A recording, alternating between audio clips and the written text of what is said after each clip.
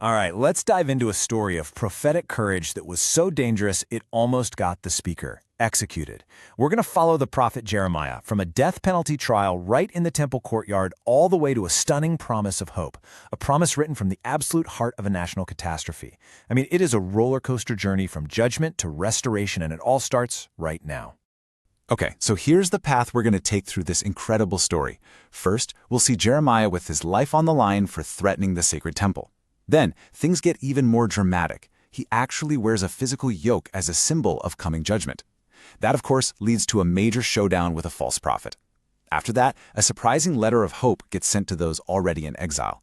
And we'll wrap it all up with one of the most powerful promises of total restoration you'll find anywhere in the Bible. All right, Section 1, the temple under threat. So, we're starting right in the court of the Lord's house. The prophet Jeremiah gets a direct message from God, and it comes with a super stern command. Do not leave out a single word.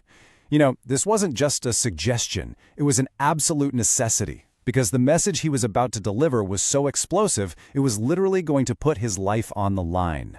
And here it is, the bombshell. To really get the shock of this, you have to understand what Shiloh meant to them. See, Shiloh was the former sacred home of the Ark of the Covenant, a place God had already allowed to be destroyed. So for Jeremiah to stand there and suggest that the magnificent temple in Jerusalem, the very symbol of God's permanent presence, could suffer the exact same fate? Whoa! That wasn't just an attack on their national pride. It was pure theological dynamite. Well, the reaction was immediate and absolutely furious. And in a stunning display of irony, it was the religious leaders, the very people who were supposed to be able to recognize God's word, they were the first ones to grab Jeremiah. They didn't even stop to think about the message, they just went straight for the messenger. To them, speaking against the temple was blasphemy. Simple as that. And the punishment for that was death. Now, this is where it gets really fascinating because you see this unexpected split. The religious establishment, they're totally united. They're all calling for his head. But the civil authorities, the princes and the elders, they actually pause. Maybe they're remembering past prophets like Micah. They basically argue, hey, just because a message is upsetting doesn't mean it's a crime, especially if it's spoken in the name of the Lord. They're the ones who bring a little bit of reason into what was just a total rush to judgment. So what's the big takeaway from all this? Well, it's pretty profound, actually. You see, sometimes God's harshest warnings are really his greatest acts of mercy, like a final chance to turn around before disaster strikes. And Jeremiah's trial? It shows us that, speaking the truth will definitely tick some people off, but it also shows that God can protect his people, sometimes using the wisdom of the most unlikely allies to get it done. Okay, moving on to Section 2, the yoke of judgment. So after barely escaping with his life, you might think Jeremiah would, tone it down a bit. Nope. Instead, God tells him to literally become the message. The prophecy is about to go from just spoken words to a piece of living, breathing street theater, a kind of prophetic performance art that was designed to make everyone really, really uncomfortable. Just try to picture this.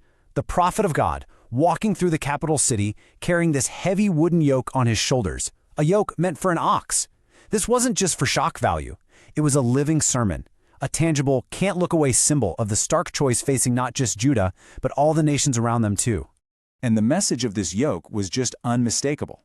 God was basically shouting that he had given Nebuchadnezzar of Babylon authority over the whole land. And to resist Babylon, that was the same as resisting God's judgment. The choice was brutally simple. Serve Babylon and live, or resist and die. And that meant you absolutely could not listen to any false prophets promising a quick and easy deliverance. They were selling a lie that would get you killed. All right, Section 3, a prophet's showdown. As you can probably guess, Jeremiah walking around with a giant yoke on his neck was bound to cause some trouble. And it does. It leads to this direct, public confrontation. While he's still wearing that yoke of submission, another prophet named Hananiah steps up to challenge him. And Hananiah, he's got a message that people are desperate to hear. So, the stage is set for this epic showdown between true and false prophecy. And here you can see the conflict laid out crystal clear. On one side, you've got Jeremiah, preaching this long, difficult road of submission to God's discipline.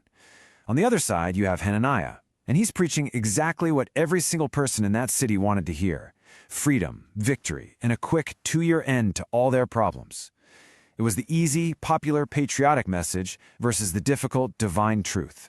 Then, in this moment of pure political theater, Hananiah walks right up to Jeremiah, grabs the yoke off his neck, and smashes it to pieces right in front of everybody. He basically declares, this is what God is going to do to the yoke of Babylon. I mean, talk about a powerful symbolic act. It was a bold, public defiance of everything Jeremiah had been saying. But God's response, which comes right back through Jeremiah, is just chilling. He says, "You've broken the yokes of wood, but in their place you'll get yokes of iron." By breaking that wooden yoke of submission, they didn't get freedom, no way. Instead, their rebellion just guaranteed that a much harsher, totally unbreakable iron yoke of judgment was coming. Resisting God's discipline was only going to make everything so much worse. So, at this point, how could the people possibly know who was telling the truth? Well, God provided a grim and undeniable sign. Jeremiah prophesied that for teaching rebellion against the Lord, Hananiah would die that very year. And guess what? Just 2 months later, he was dead.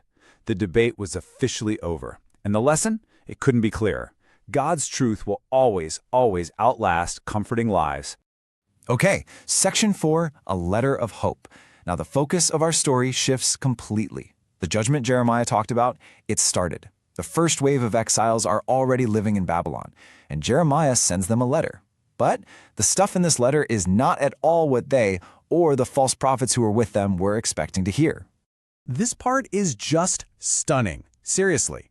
Instead of telling them to plot an escape or to just sit around feeling sorry for themselves, God commands them to do the exact opposite. He tells them to live, build houses, plant gardens, marry and have families. And then, the most shocking command of all, seek the peace and prosperity of Babylon, the very city that captured them. Pray for your enemies. Unbelievable.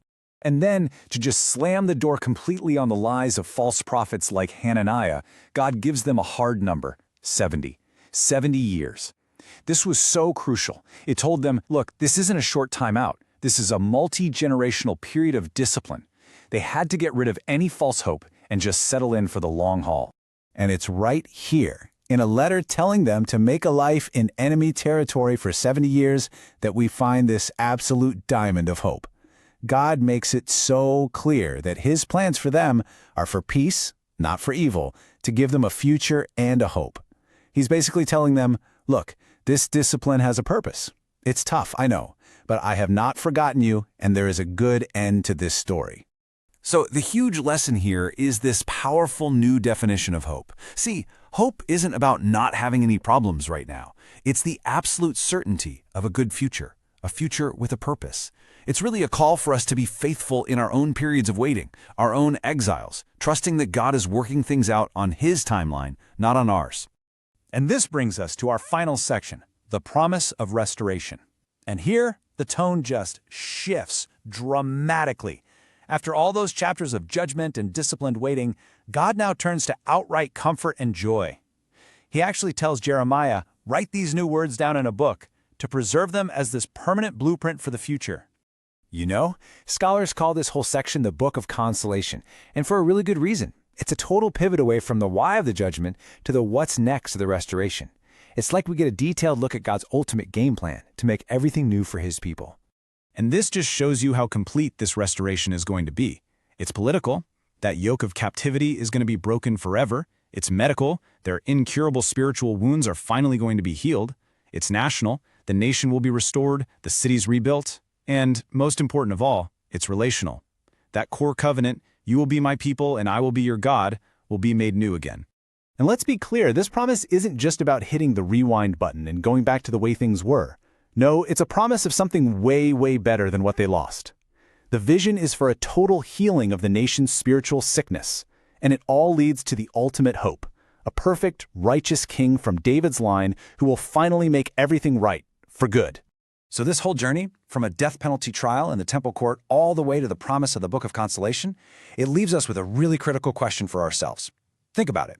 For the exiles, knowing the end of the story didn't make their suffering disappear, but it completely transformed it. It turned punishment into purification.